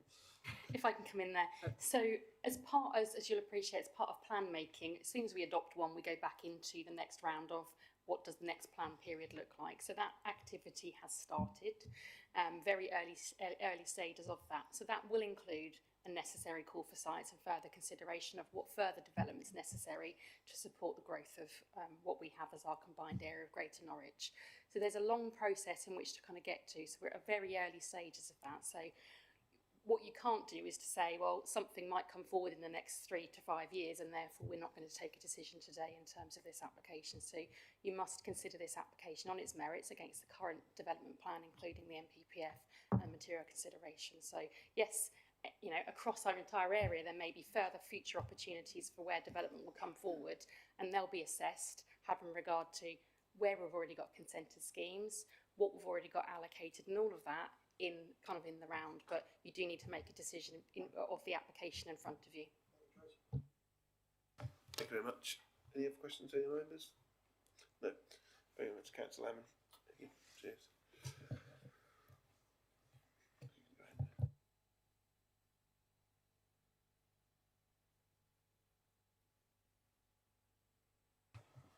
I believe we've got a written statement from Councillor Jimmy Lee, and it's going to be read out by Tracy here. Go ahead. Thank you, Chair. So this is written representations from Councillor Jimmy Lee, as he is unable to attend the meeting today. So Acle is a beautiful village set in the heart of the Norfolk Broads. Unfortunately, we have seen development on a monumental scale across the county made by unscrupulous developers who have no interest in what local residents want or need around them. It's all about making money at the expense of others. I strongly object to the development at Leffins Lane for the following reasons. 1, the infrastructure is not currently available for the local population to have large developments of 200 dwellings like this one. For example, the doctor's surgery are already overwhelmed with patients, at times waiting for a minimum of 5 days to get an appointment. The only chemist in the village is often overrun, and it can take up to a week to get a prescription. This proposed development will only exacerbate the situation, and as we can establish that an extra 200 properties will undoubtedly flood the already overwhelmed services. This will directly impact the residents and their quality of life. Traffic. This village has major problems with traffic travelling through the village, and even bigger problems with the lack of parking. An extra 200 dwellings will again put pressure on road users and affect the local residents at all times. 2. Important, I did not see in the planning procedure which takes into account the protection of the bats living and flying at night in the Oaks Meadow area. We have filmed the bats at night from several locations. I want to make sure that every precaution has been taken to protect the bats and their habitats. It is a criminal offence to destroy woodlands, hedgerows or degrade the habitats of bats. Under the Wildlife and Countryside Act 1981, it is an offence to obstruct or disturb, damage or destroy a bat roost, even if it is not being used. 3. The Hedgerow Act 2024 complements the original Hedgerow Act of 1997. Hedgerows play an integral part of our wildlife and its ability to thrive in current conditions.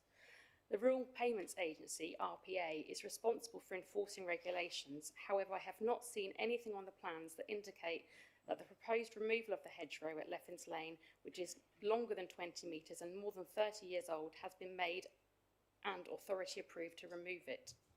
4. The proposed developers, Crocus Homes, have not performed well in the past, and they have consistently deprived the residents of Oaks Meadows with shoddy building work, unfinished pathways, now currently being completed some 3 years later due to pressure from myself and residents. Unfinished work to the grassed area in front of Oaks Meadow, which I find unacceptable. The already installed attenuator tank at the foot of Oaks Meadow is being upgraded to accommodate the water flow from the proposed new site, and this again is a massive upheaval to the residents who actually pay for this. 2 other properties have garden flooding issues that have not been addressed or resolved despite repeated attempts to challenge Crocus Homes. The residents have been met with hostility and lack of professionalism from Crocus Homes, and they're very angry about the broken promises that have been made to them. The plans indicate that a community centre will be built and maintained. This is a total waste of time and effort. In this village, we have the best rec centre any village could ever have. To add in another such close proximity does not make any sense. It would be better served if it were for shops or a doctor, surgery, dentist, chemist shop, etc. In conclusion, the residents, and I include myself, of Acle do not want this development to proceed. However, they are under no illusions that this development will go through because it has already been agreed. We know that because Crocus Homes have been advertising this development on their website for the past few years, so what's the point of this committee? The village will be totally overwhelmed if we do not get further infrastructure put in place. I strongly believe that we need to revisit the plans and reshape the development totally. Perhaps if you involve the residents in the design, you may not have so many strong objections to it. Please take seriously the wildlife and infrastructure concerns mentioned earlier and ensure robust approved plans are included in the final approvals, as it is so important they are enhanced to cope with the increased usage and the wildlife are protected along with our beautiful countryside. Thank you for allowing me the time to relay my opinions and factual information for the attention of the committee. Councillor Jimmy Lee. Thank you. Thank you very much, Sir. Okay, so all speakers. So that's all the speakers we've had today. So that's the end of the public speaking session. So I'd like to move on to committee session next. So I'll hand over to committee members for discussion and comments.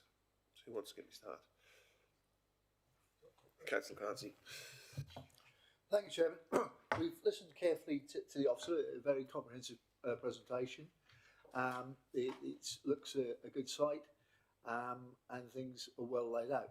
However, the case put forward by the parish council, the local members, the two local members, to me, on the basis of the site location outside the development boundary, there's obviously specific issues as regards flooding locally. There's specific issues of, in inverted commas, unfinished work previously. The key issue to me also is local services and amenities for existing people. There's obviously an issue with the healthcare centre at the moment, and I'm not of the view that the presentation is convincing enough to actually enhance the local healthcare provision. And I think one way or another, I think with the extra allocations through the GNDP process, which are potentially also available in April, I would move to refuse this application, Chair. Is that a proposal there then? Sorry? Is that a That's a proposal proposal, then? Chair. Do you have a second of that proposal? Councillor Johnson, thank you. Any other comments, questions, discussion? Councillor Leggett? Right, yeah, just for clarification, the two other allocated sites to the west of Acle, now you may have covered that, where do they lie in relation to this? And am I right in saying, because I thought Tracy gave very good answers to the basic points I made, am I right in saying there are no present planning applications related to those two allocated sites?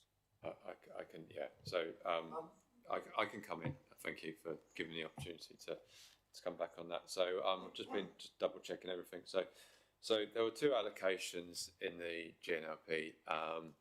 They're called BAC1 and BAC2.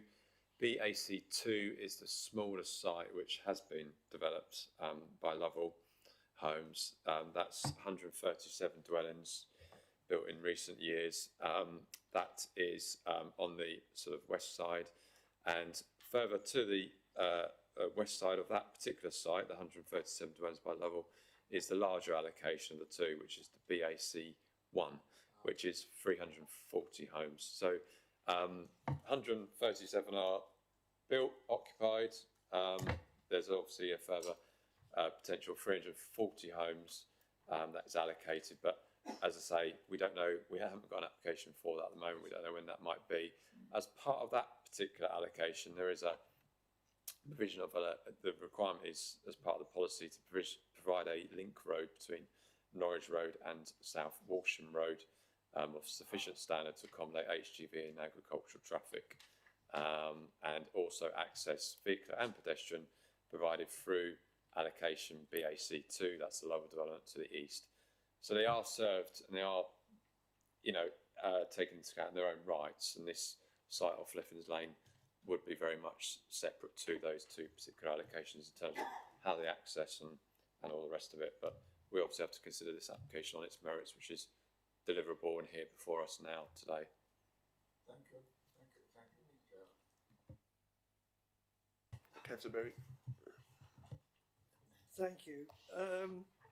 That was very interesting what you just said, Richard, about the 340 new homes, which does sort of put a different complexion on it for me, because I was minded to go along with what Tracy has been saying regarding watching this in its own context as an application which, as Councillor Clancy has said, does look as if it's providing good facilities and it looks good in its own right.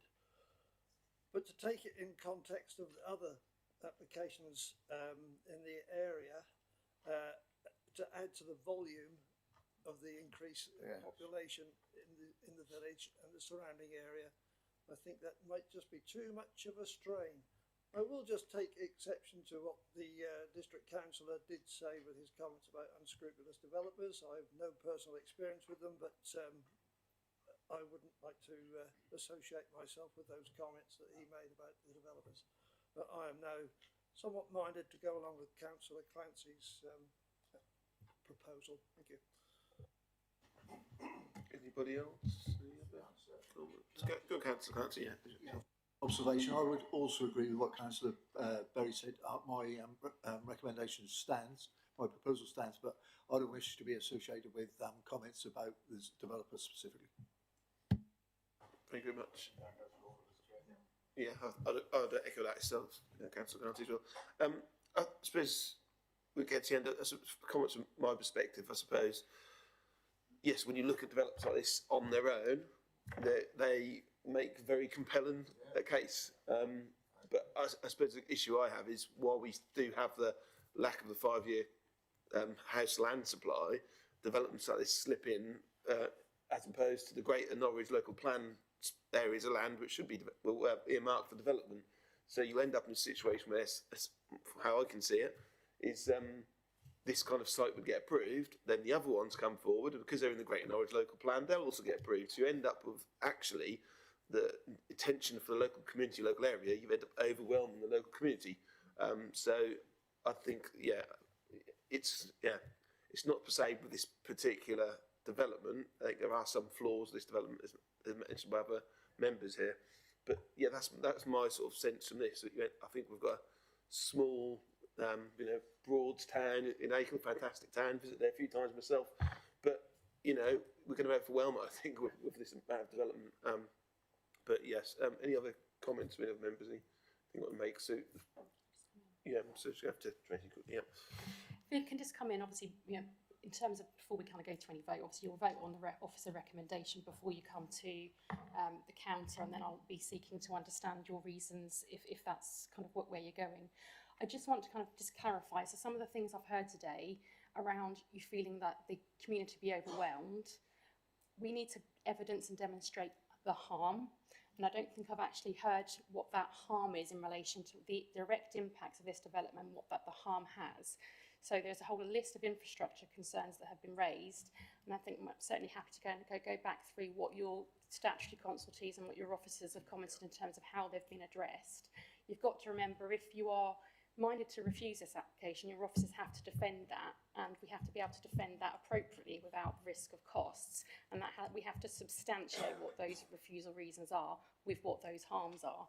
I guess I'm slightly concerned in terms of the quite broad commentary around this being overwhelming and the timing of this in relation to it not being allocated. Again, the key test for us here is the fact that we don't have a 5-year housing land supply, so it's your paragraph 11D of the NPPF, where you've got to do that tilted balance. So are we saying this is an absolutely perfect scheme? No scheme's absolutely perfect, but actually when you look at what is being proposed and to test against your policies, so they're your policies, we're testing against those and applying that tilted balance, actually the infrastructure that is being proposed to support the impacts of this scheme are there and are being delivered. So I guess, not saying you can't refuse the scheme, but I just want you all to actually reflect when I do come and ask you, before we can make a decision today, what are the harms and what are the policy reasons that you would be going contrary to officer recommendation. I appreciate the sentiment. You're all concerned in terms of how the applications come forward. Is it opportunistic in terms of land supply? We unfortunately will get that. We still do have to assess the applications on their merits against your planning policies.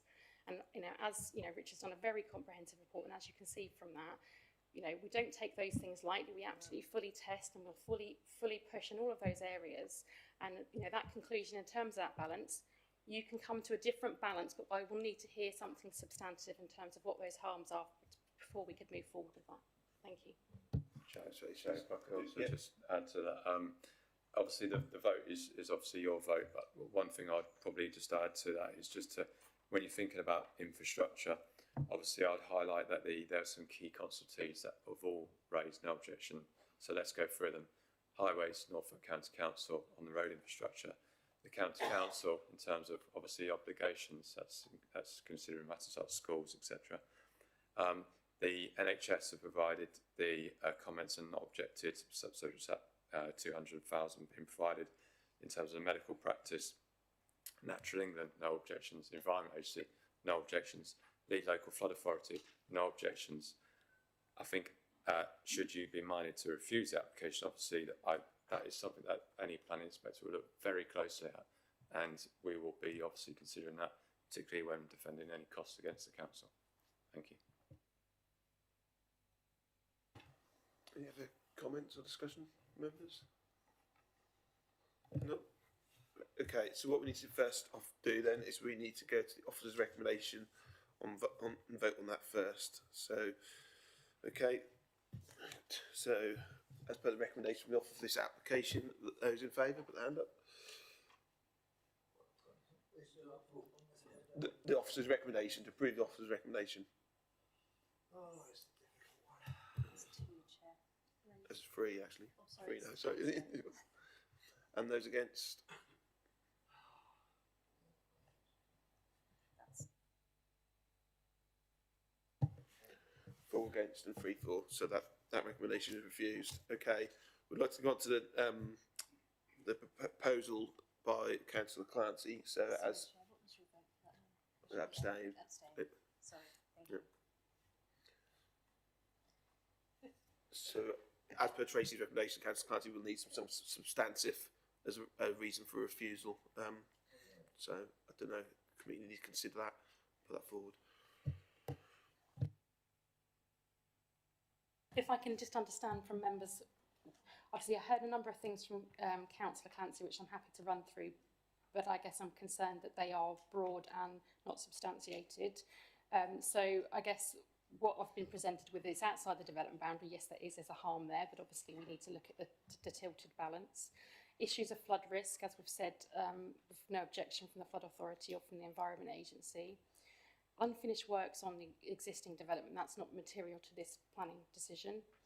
And concerns around key issues around local services for existing medical, and obviously explained that the NHS have confirmed no objection to the scheme and have a contribution being proposed via Section 106 legal agreements to support the expansion of the medical facilities pursuant to this development. I've also heard from other members the presence of other allocated sites and whether or not the timing of this is appropriate. So that's what I've heard from members so far. I guess I have some concerns that what policies are you referring to and what are the harms that you're identifying in relation to those particular issues?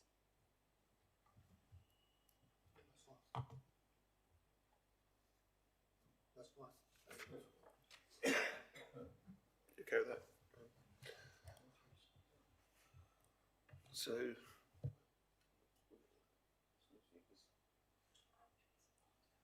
Tracy, have you got enough information for this one? You need some more information, I think. So I just need to hear from members in terms of what's the policy basis for your for what you. So before you vote on a refusal, or is there an alternative recommendation So you're recommending, Councillor Clancy, the only recommendation on the table is to refuse for those grounds. I guess I just need to better understand that from a policy basis and what the harms are before you vote on that. Or is there an alternative proposal from members?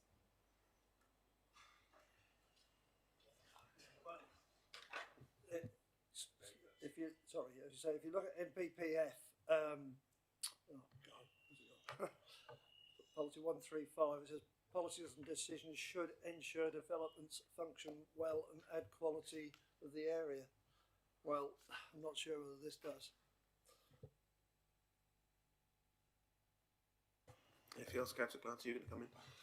Yeah, I think one of the ones to highlight is the fact this development is outside of the development boundary. I hear exactly what's said about the 5-year land supply, but the development boundary is there for a reason, and this is outside it.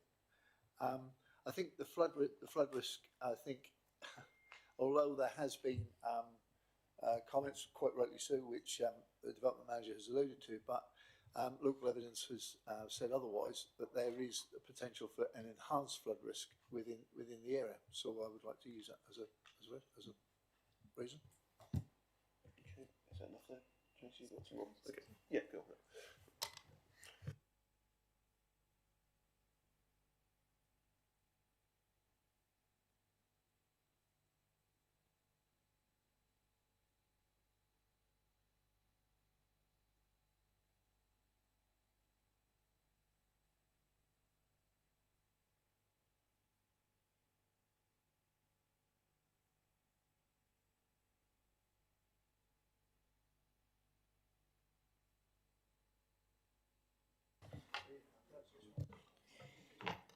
If I can just come back on that, I think we'd have some serious concerns in terms of including flood risk issues with any refusal reason. There's just no evidence to substantiate that. We've got significant pieces of work that have been done around that. So I guess we'd have some concerns around that and kind of the risks that you're putting to the council in terms of costs in doing so. Can we just come back to the application and the assessment of that? So clearly, I'll probably just ask Richard to run through this. There are very clearly a number of areas within the assessment where there are harms identified. Can we just perhaps talk through the harms and the benefits and kind of look at where some of those other policy harms may be? And, you know, if what you're saying to me is that you're identifying particular issues, I guess I can't really substantiate and support that. If we can go back through in terms of what those harms and benefits are, please think about where those harms are, and if there are other areas that you maybe conclude or have a different weight in terms of where the officers have come to in terms of that level of harm. Are you happy just to run through that, Richard? Yeah.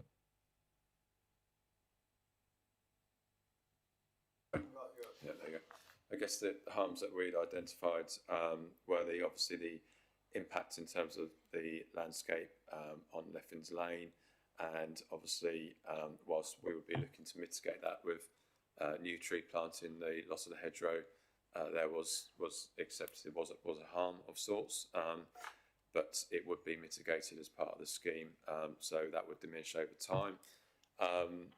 The other harms that we'd identified were obviously the loss of the agricultural land, but naturally England hadn't objected to that loss, so it was a very slight harm, and obviously as part of that process, the requirement was that there be a soil specialist to handle the soil, which we had conditioned, so slight harm there, but that's really about it in terms of the harms.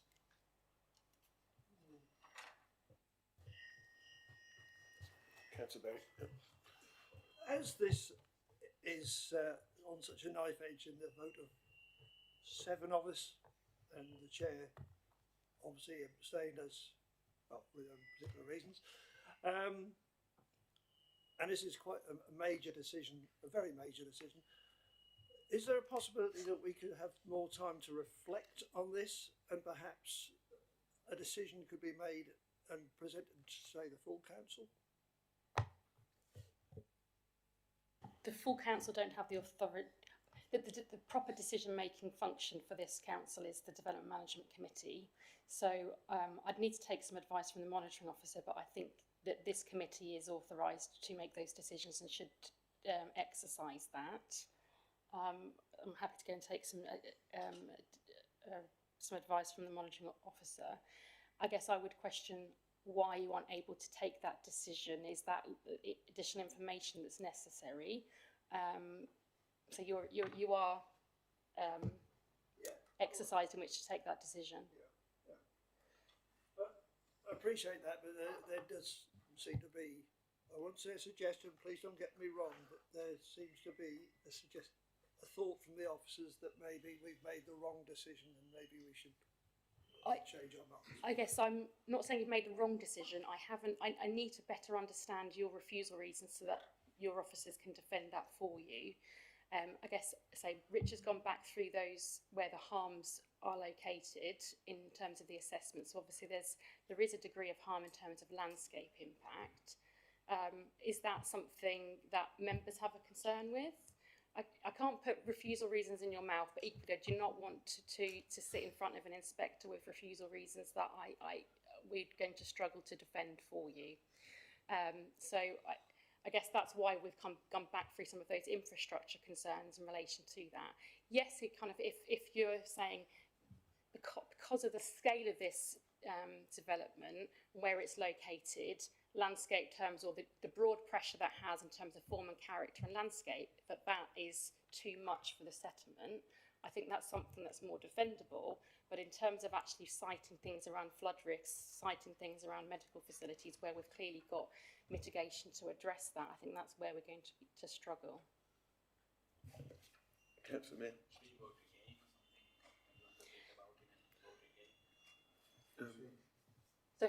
So I guess just from member perspective, what is what's on the table in terms of what you are proposing?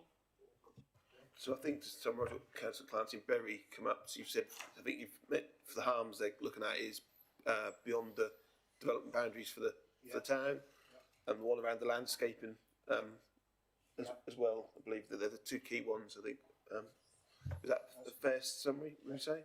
And that's the reason for your refusal, I think. So I think if I can just summarise that then. So there's an adverse impact in landscape terms. It's contrary to the development plan in terms of being outside of the settlement boundary, and all the other matters I absolutely take into account, but you're weighing those in the planning balance and concluding in terms of paragraph 11D, in terms of the harms and the benefits test, that the benefits don't outweigh the harms in relation to that paragraph 11D. So that's what you're concluding. There's specific impacts and harms around landscape, and then you're weighing all those other matters that Councillor Clancy raised in terms of that planning balance. Yes, I think spaces.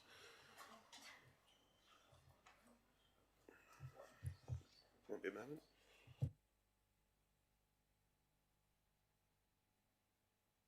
Okay, we've got the information we need there. So I'd like to vote on that proposal from Councillor Clancy refuse application based on those grounds. So those in favour of Councillor Clancy's proposal? So Councillor Clancy's proposal is to refuse.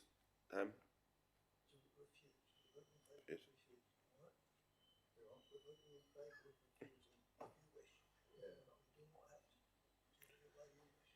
how have you got there then? It's a tough one. So how have we got there? We're voting for this then? How many hands are going up? Because they're going up and down at the minute. I've only got two of them.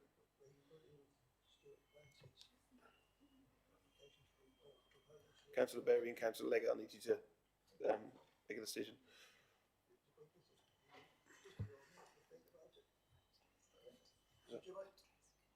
Chair, would you like to explain to Well, Tracy can summarise it best. If I can just summarise again, so what we are now being asked to make to vote on is the recommendation or the proposal put forward by Councillor Clancy, which is to refuse the application on land contrary to the development plan in terms of outside the development boundary, landscape impact, and the benefits not outweighing the harm and not meeting the requirements in terms of that test of paragraph 11D. So that's what you are now voting on. So if we can have that vote, please.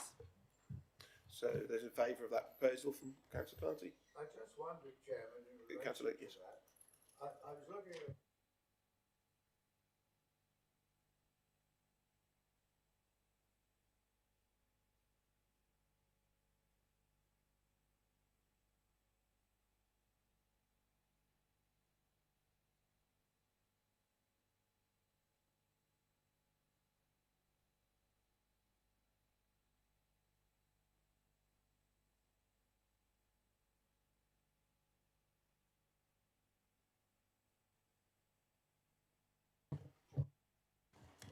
I could just... voted to refuse.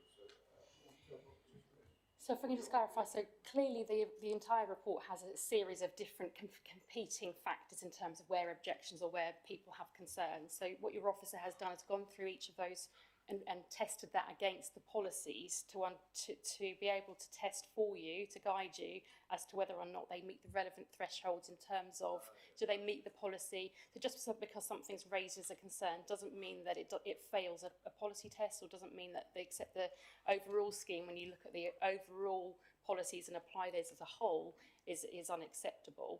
So I think if we can come back to, I guess the choices today are, if you're concerned around making a decision, you could defer that, but I'd need to understand why you'd be deferring that. Normally that's obviously for further information, further clarity. What would that be? If you're unclear of that, what do you want officers to do, or the applicants to do, in terms of getting that information for you for the next decision? Or you've obviously got an unvoted for at the moment proposal on the table for a refusal for the grounds of land that I've set out. So is that sufficient, Councillor Leggett? Is that cleared things up in your mind? So Councillor Berry, do you want a quick comment to make before we vote? Yeah,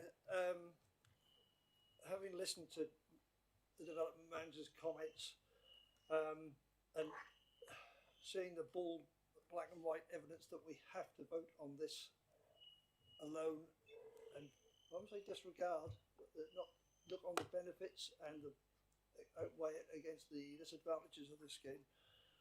I'm reluctantly probably having to change my mind.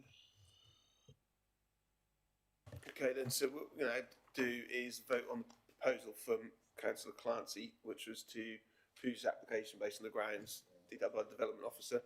So those in favour of Councillor Clancy's proposal? That's two, Chair. That's two there. And those against Councillor Clancy's proposal? So, okay, that's 5 and I'm saying. So that leaves us in a situation where we have no proposal in place, because we voted against the recommendation from the officer, which was to approve the application, and we voted against the proposal from Councillor Clancy to refuse the application. So we've got neither an acceptance or rejection of the. So we're in no man's land at the minute. So we do need another proposal. So we'll need another proposal. Councillor Baby. I'm happy to propose to accept the officer recommendation.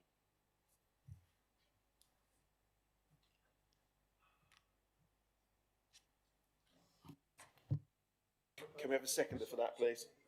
So Councillor Meir is a seconder. Anything else? Okay, go back to Councillor Baby's proposal to reapprove the officer's recommendation. So those in favour? That's three, Chair. That's 3. Yeah. 4. Yeah. Actually, Sorry, Councillor. 4. Yeah. Sorry. And those against Councillor Baby's proposal? 4 in favour, 4 against. 4 against. So that would be your Casting vote, yeah. Chair. Indeed. I'll vote against Councillor Baby's proposal. So I would like to see us tested, this application. We haven't got a decision. Okay, yeah. We'll do it.